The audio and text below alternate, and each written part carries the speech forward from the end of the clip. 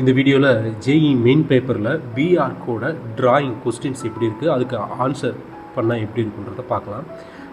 இதில் என்ன கேட்டிருக்காங்கன்னா, ஒரு 3D ஸ்டெபிள் காம்போசிஷன் வந்துட்டு pressure cooker, tennis ball plus ஒரு ஜூஸ் ஆஃப் கிளாஸ் இந்த மாதிரி வச்சு மெமரி டிராயிங்கை கேட்டிருக்காங்க.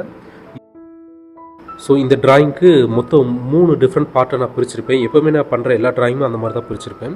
ஃபஸ்ட்டு வந்துட்டு இம்ப்ளாய்ட் லைன்ஸ் வச்சு கம்போஸ் பண்ணுறதுனா இந்த பேப்பர் சைஸுக்கு இந்த ஆர்ட் ஒர்க் எவ்வளோ வரப்போகுது, எவ்வளோ ஸ்பேஸை இது வந்து ஆக்குபை பண்ணும், பேக்ரவுண்ட் எப்படி இருக்கும், இது எல்லாத்தையுமே முன்கூட்டியே நம்ம ஃபிக்ஸ் பண்ணிக்கிறது. இதுக்கு நான் யூஸ் பண்ணுற இந்த லைன்ஸை வந்து தமிழில் மறைமுக லைன்ஸ்னு சொல்லுவாங்க, இங்கிலீஷில் இது இம்ப்ளாய்ட் லைன்ஸ்னு சொல்லுவாங்க.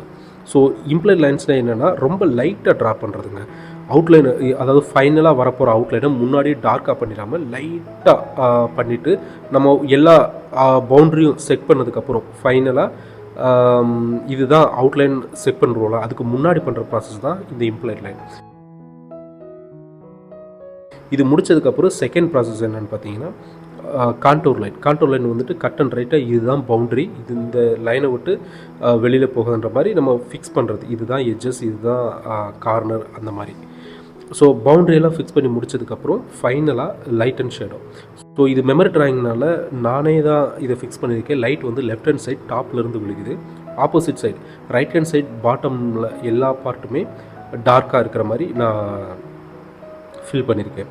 ஸோ அந்தந்த பொருளுக்கான டெக்ஸ்சர் அடுத்து பார்த்துக்கணுங்க. ஸோ இந்த 3வது ஸ்டெப்பில் லைட் அண்ட் ஷேடோ ஆட் பண்ணுறப்பையே எந்த பொருளுக்கு எவ்வளோ வேல்யூ கொடுக்கணும் அப்படின்றத பார்த்து, அதாவது எப்படின்னா கிளாஸ்னா ரிஃப்ளெக்ஷன் இருக்கணும், மெட்டல்னால் அதுக்கான ஷைனிங் இருக்கணும்.